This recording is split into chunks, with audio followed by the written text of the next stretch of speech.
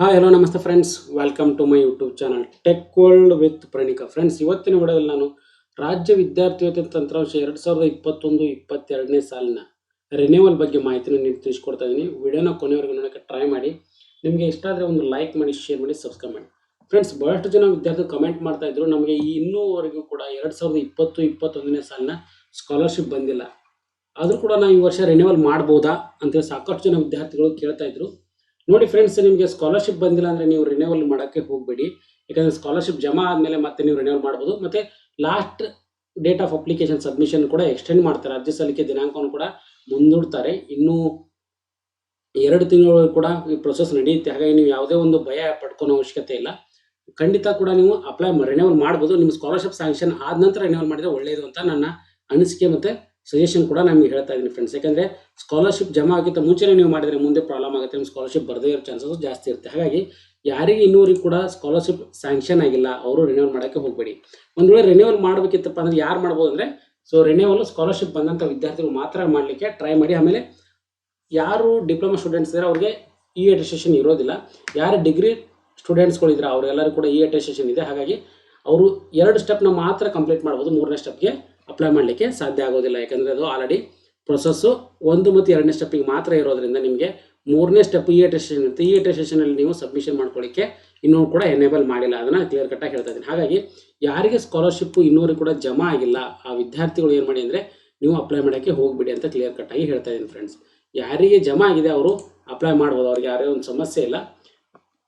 ನೀವು ಅಪ್ಲೈ ಮಾಡ್ತೀನಿ ಅಂದರೆ ನಿಮಗೆ 4 ಸ್ಟೆಪ್ನಲ್ಲಿ ನಿಮ್ಗೆ 2 ಸ್ಟೆಪ್ನ ನೀವು ಕಂಪ್ಲೀಟಾಗಿ ಮಾಡ್ಕೋಬೋದು. ನೋಡಿ ಫ್ರೆಂಡ್ಸ್, ಈ ಸ್ಕಾಲರ್ಶಿಪ್ ಜಮಾ ಆಗಿಲ್ಲ ಈ ವಿದ್ಯಾರ್ಥಿದು last date to submit application is over. ಅಂದರೆ ಅರ್ಥ ಏನು? ಈ ವಿದ್ಯಾರ್ಥಿ ಏನು ಮಾಡ್ತಾರೆ, 2020-21 ಸ್ಕಾಲರ್ಶಿಪ್ ಸ್ಯಾಂಕ್ಷನ್ ಆಗಿಲ್ಲ. ಹಾಗಾಗಿ ಅವ್ರಿಗೆ ಏನಂದರೆ ನೀವು ರಿನ್ಯೂವಲ್ ಮಾಡ್ಕೊಳ್ಳಿಕ್ಕೆ ಒಂದು ಅವಕಾಶನ ಕೊಡ್ತಾ ಇಲ್ಲ.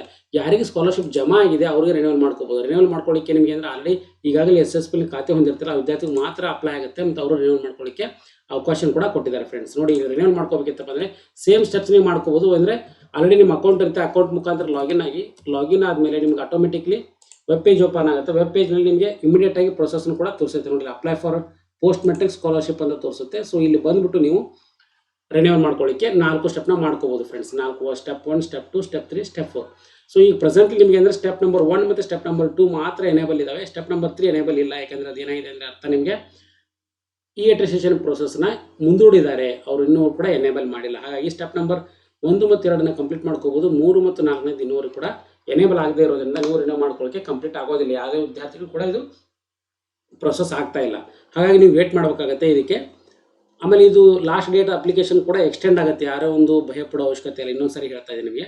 ಆಮೇಲೆ ನೀವು ರಿನ್ಯೂವಲ್ ಮಾಡ್ಕೊಳ್ಳಿಕ್ಕೆ ಸೇಮ್ ಪ್ರೊಸೀಜರ್. ಸ್ಟೆಪ್ ನಂಬರ್ 1ಗೆ ಹೋಗ್ಬಿಟ್ಟು ಮತ್ತೊಳ್ಳೆ ಸೇಮ್ ಆ್ಯಸ್ ಇಟ್ ಈಸ್ ಎಲ್ಲ ಡೀಟೇಲ್ಸ್ಕೊಂಡು ಅಪ್ಡೇಟ್ ಮಾಡಬೇಕಾಗುತ್ತೆ. ನಿಮ್ಮ ರಿಸಲ್ಟ್ನು ಕೂಡ ನೀವು ಅಪ್ಡೇಟ್ ಮಾಡ್ಕೋಬೇಕಾಗುತ್ತೆ. ಇಲ್ಲಿ ಒಂದು ವಿದ್ಯಾರ್ಥಿ ತೋರಿಸೋದ್ರಲ್ಲಿ ಎಲ್ಲ ಡೀಟೇಲ್ಸ್ಗಳು ಆಲ್ರೆಡಿ ಇರ್ತವೆ. ನೀವು ಲಾಸ್ಟ್ ಇಯರ್ ಏನು ಅಪ್ಲೈ ಮಾಡಿ ತೊಗೊಂಡಿರ್ತೀರ ಆ ಸ್ಕಾಲರ್ಶಿಪ್ಪು, ಅವೆಲ್ಲ ಡೀಟೇಲ್ಸ್ಗಳು ಇರ್ತವೆ. ಹಾಗಾಗಿ ನೀವು ಭಯಪಡೋ ಅವಶ್ಯಕತೆ ಇಲ್ಲ. ಎಲ್ಲನೂ ಸೇಮ್ ಇನ್ನೊಂದ್ಸರಿ ಕ್ರಾಸ್ ವೆರಿಫೈ ಮಾಡ್ಕೋಬೇಕು. ಮತ್ತು ನೀವು ಕ್ಯಾಶ್ ಇನ್ಕಮ್ ಸರ್ಟಿಫಿಕೇಟ್ ಇನ್ನೊಂದ್ಸರಿ ಚೆಕ್ ಮಾಡ್ಕೊಳ್ಳಿ. ಚೆಕ್ ಮಾಡ್ಕೊಂಡ್ಮೇಲೆ ಎಲ್ಲ ಪರ್ಸನಲ್ ಡೀಟೇಲ್ಸ್ನ ಎಂಟ್ರಿ ಮಾಡ್ಕೊಳ್ಳಿ. ಎಂಟ್ರಿ ಮಾಡ್ಕೊಂಡ ನಂತರ ನೆಕ್ಸ್ಟ್ ನೀವು ಇದನ್ನ ಅಪ್ಲಿಕೇಶನ್ನ ಸೇವ್ ಮಾಡ್ಕೋಬೇಕು. ಸೇವ್ ಮಾಡ್ಕೊಂಡ್ಮೇಲೆ 2ನೇ ಸ್ಟೆಪ್ಗೆ ಹೋಗ್ತೀರಾ. 2ನೇ ಸ್ಟೆಪ್ನಲ್ಲಿ ನಿಮ್ಮ ಕಾಲೇಜ್ ಡೀಟೇಲ್ಸ್ಗಳು ಮತ್ತು ನೀವು ಹಾಸ್ಟೆಲಲ್ಲಿ ಇದ್ದೀರಾ, ಎಲ್ಲಿದ್ದೀರಾ ಅನ್ನೋ ಕೋರ್ಸು ಮತ್ತು ಹಾಸ್ಟೆಲ್ ಡೀಟೇಲ್ಸ್ ಎಲ್ಲನೂ ಕೂಡ ಎಂಟ್ರಿ ಮಾಡಬೇಕಾಗುತ್ತೆ.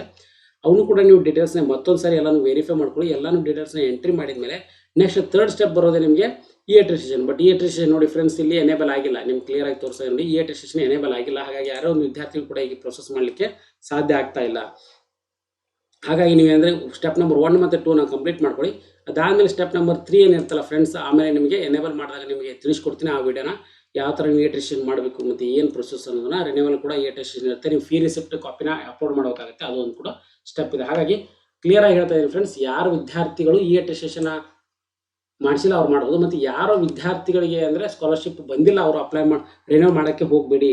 ಯಾರಿಗೆ ಆಲ್ರೆಡಿ ಸ್ಯಾಂಕ್ಷನ್ ಆಗಿದೆ, ನೀವು ಅಮೌಂಟ್ ಜಮಾ ಆಗಿದೆ, ಅವರೆಲ್ಲರೂ ಕೂಡ ಅಪ್ಲೈ ಮಾಡಿ ಅಂತ ತಿಳಿಸ್ಕೊಡ್ತಾ ಇದ್ದೀನಿ. ಇಲ್ಲಿ ಲೇಟೆಸ್ಟ್ ಆಗಿರ್ತದೆ ಅಪ್ಡೇಟ್ನ ನಿಮ್ಗೆ ತಿಳಿಸ್ತಾ ಇದ್ದೀನಿ.